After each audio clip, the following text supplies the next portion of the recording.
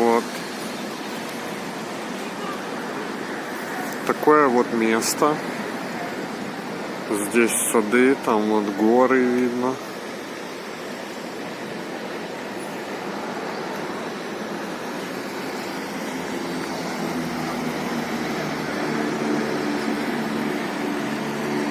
Вот наш автобус. Так, вот это крепость крестоносцев, принадлежащая Второму Иерусалимскому королевству, Нимрод называется. Подойди к камню, сними как долину.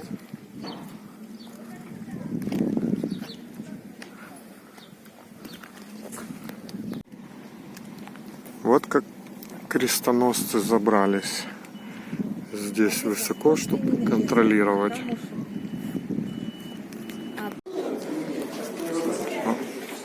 Расскажу, почему Нимрод.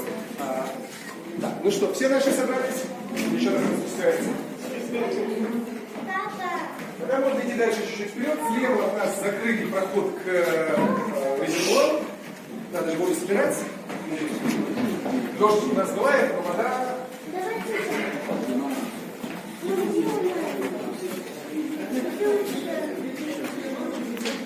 Так, это центральные помещения здесь с бойницами. Вот видно бойницы.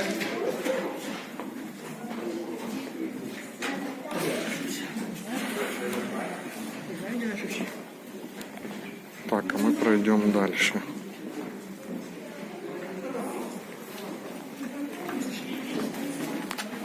Крепость внутри крепости.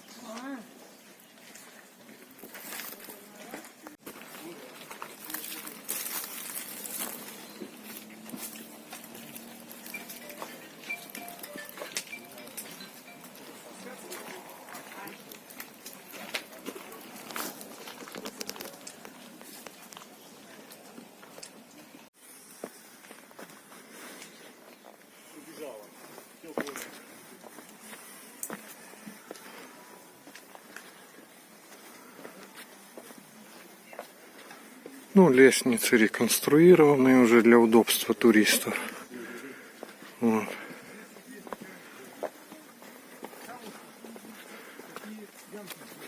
Хочешь, можешь не подниматься, сейчас буду спускаться. Манкала. Сидят, воины, делать им нечего. Вот так. Они камушки перекладывают. Ну, в нардах нужен кубик, а здесь нужно просто переложить камушки по определенным правилам. Кала. Да, это манкала, это лучше древняя игра, ее... Сейчас только досочки делают, а раньше... Вот кусочек здесь. Еще не дошли руки, не раскапывали ее. Собственно, мы поднимаемся к той части, с которой нынешняя крепость начиналась. Это не значит, что это самая древняя часть здесь. Это самая древняя часть из тех, что сохранились. И это датируется началом 13 века. Так сказать, умудряется пережить это все. Это такая как бы крепость внутри крепости. И то, где я нахожусь, это ров. Просто его немножечко засыпало камнями в результате землетрясения. То есть последние исследования, которые я читал, как раз на основе того, насколько разные камни пострадали от землетрясений. То есть мы знаем, что было землетрясение 1759 года. Вот там, где мы входили, помните эти камни, которые почти выпали, да? Это землетрясение 1759 года. Но было землетрясение 1202 и было землетрясение 8 века нашей эры, которое явно раньше, чем вот это все. И у нас есть камни, которые совсем старые, в которых видно, что они упали в результате мощного землетрясения 1949 года. То есть, видимо, предыдущая крепость, про которую мы уже толком ничего не знаем. Но мы вот сейчас здесь можем подняться и сверху...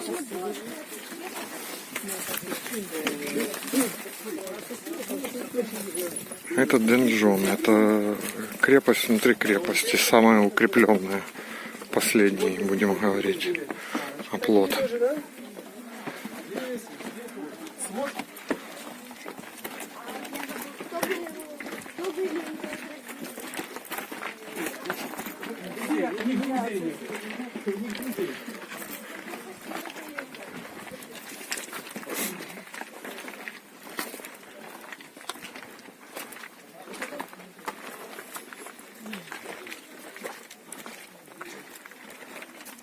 этой стороны крепость брать лучше не очень. Поди сюда залей. Тем не менее, здесь тоже есть стена, если посмотрите. Все равно есть стена. Очень похоже на китайскую. Ну, труба пониже, дым пошире. Вон там вот виднеется эта деревня, про которую я рассказывал, которая наполовину в Ливане. Отдельная. А все, что выше, там дальше это Ливан уже. А за этим хребтом туда Сирия.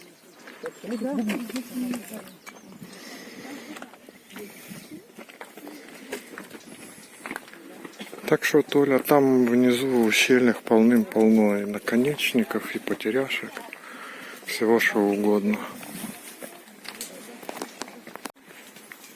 А мы поднимаемся все выше и выше.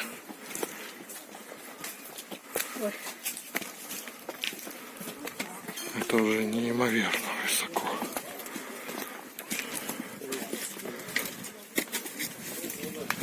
Вот оно там шипы видно, что-то вставлялось в камни.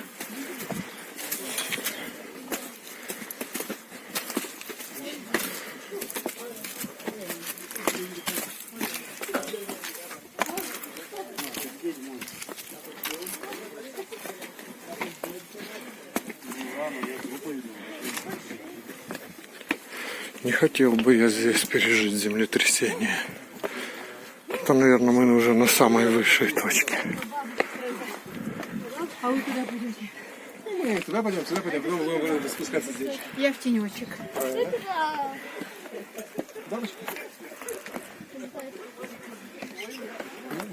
Вадик, выйди. Сейчас.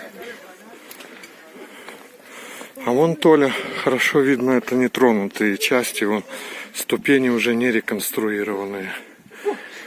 И завалы, до которых не дошли руки. А это все, конечно, естественно, реконструированные ступени. Здесь профессиональная краса. И, пожалуйста, можно еще чуть-чуть поближе тогда, Ага, чтобы эти камни было видно. сейчас. А то они все за решеткой. Ну, это уже самая высокая точка.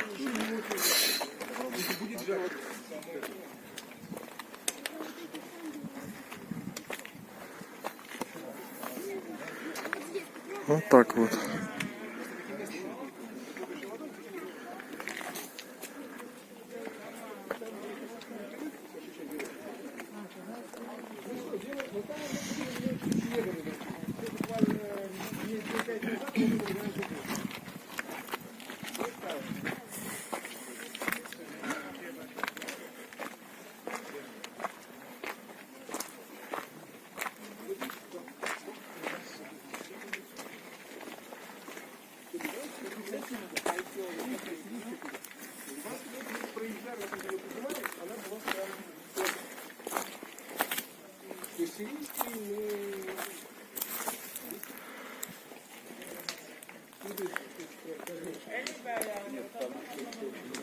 Так, это какой-то внутренний дворик, он засыпанный, конечно.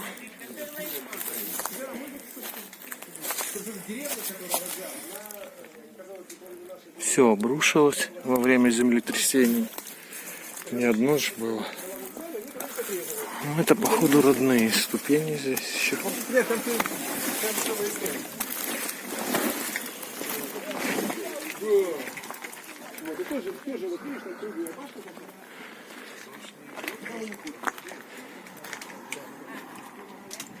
Действительно, такие впечатляющие люди.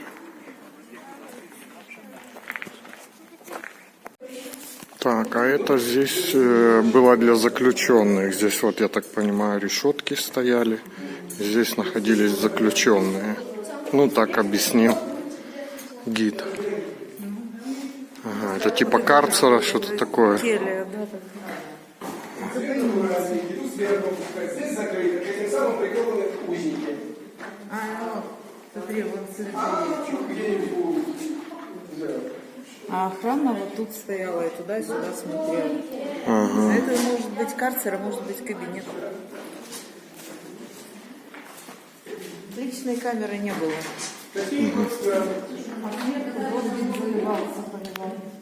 Ну да, после зимой, наверное, холодно. Ты хочешь пойти? Ну, Да, а я, хочешь? конечно. Ты же, конечно, пойдем в потайной ход. А мы Обещал. потом сюда же выйдем? Нет, мы потом вернемся к автобусу. Мы через потайной ход выйдем наружу. Потайной ход. Так, сейчас мы заходим в потайной ход. Осторожно, под ноги смотрите. Да. И когда выйдем, посмотрим. Осторожно, под ноги. Вот А это уже бойницы более широкие. Это буквально до поворота. Факел. Включить факел. Вот здесь еще. Да, над головой смотрите. Вообще ничего не вижу.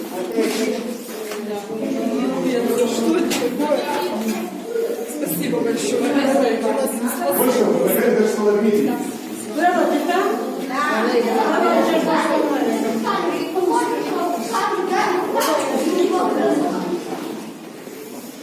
Осторожно, спускаемся. Нет, шишка не выросла, потому что есть который же это сталагмит. Если вот так вот смотреть, то видно сверху,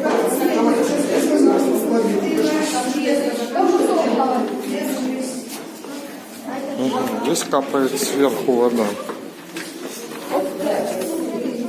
секретный проход.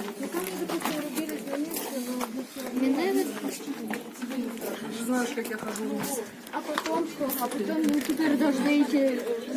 Дальше мы уже идем обратно к автобусу.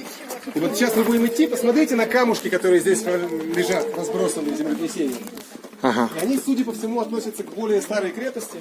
которые на этом месте. И эти достаточно, так сказать, серьезные. Как вот тот камушек? Пожалуйста, поднять. Вот почему велика. А вон камушек. А вон наверху такой непрочный Замковый камушек. камень, да. Застыл, как будто И этот вода. камень распределяет. Наверху такой камушек, который... Не, вот там есть еще один. Да, вижу тоже. Я не знаю, обратили вы внимание, в этом проходе там сверху, значит, тоже сталактиты растут, и внизу даже, значит, которые... А, мы сюда идем? Не знаю. Девушка тут у нас уже. Обратите внимание на камни, которые вот здесь лежат. И они прям внушительные камни.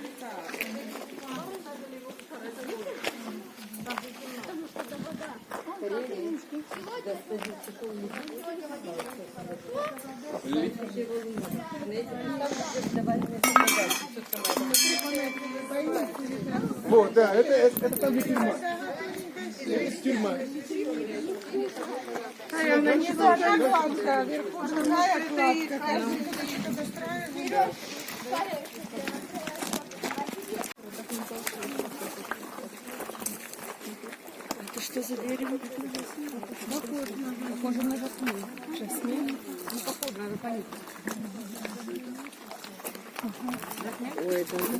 Жасмин, да.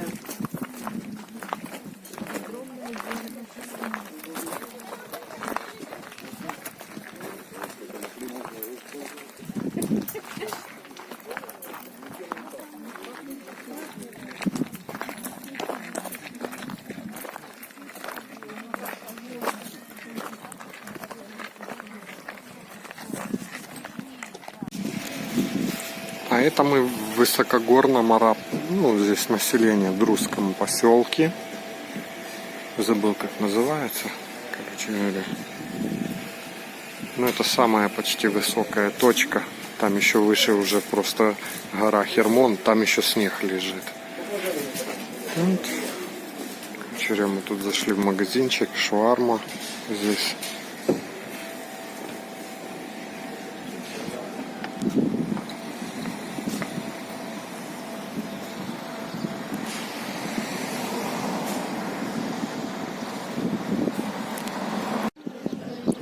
Так, это мы находимся, значит, природное озеро в жерле вулкана. Вот это вот все. Вот это жерло вулкана. Здесь, да, а вон гора Хермон со снегом еще. Там снег на вершинах лежит. Вот. А это, и тут глубина, говорят, очень большая. Так, это мы на Друзский рынок. Вон там по-русски написано «Салах». Добро пожаловать. Мед, фрукты. домашние заготовки. Сейчас посмотрим на этот 7-й километр.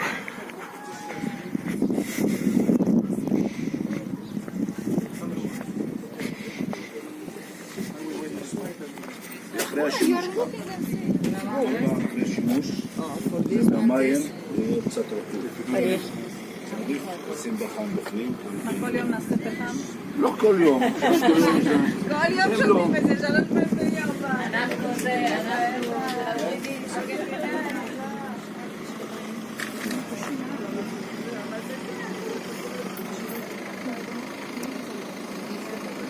Ну, тут домашние всякие закрутки, всякие сладости домашние.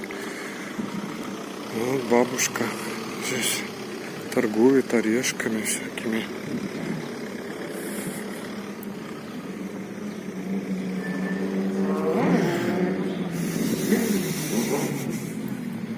Это настоящий друз. Это национальная его одежда в черном с белой шапочкой.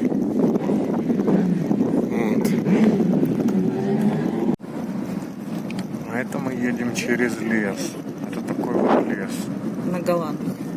В общем, при ближайшем рассмотрении становится понятно, что голландские высоты так прям для сельского хозяйства не очень подходят. Потому что очень каменистая почва, еще здесь только сеять, сажать не получается. Есть вот иногда леса такие невысокие, и в основном здесь животноводство, поэтому коровы ходят. Плюс существенная часть голландских высот по-прежнему заминирована, поэтому ходить рекомендуется только там, где есть разметка.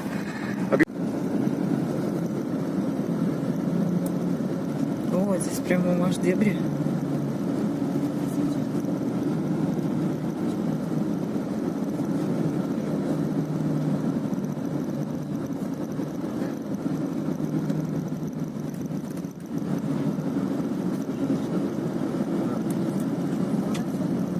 К вопросу о биологии и геологии, то, что здесь в основном растет, это как раз, да, дубы.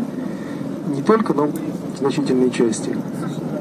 Коровы, да, коровы, которые ходят, понятно, это мясные коровы. В Израиле есть разница между коровами, которые на мясо, и коровами, которые на молоко. Которые на молоко, те обычно стоят, они черно-белые, обычно стоят в стойлах. А те...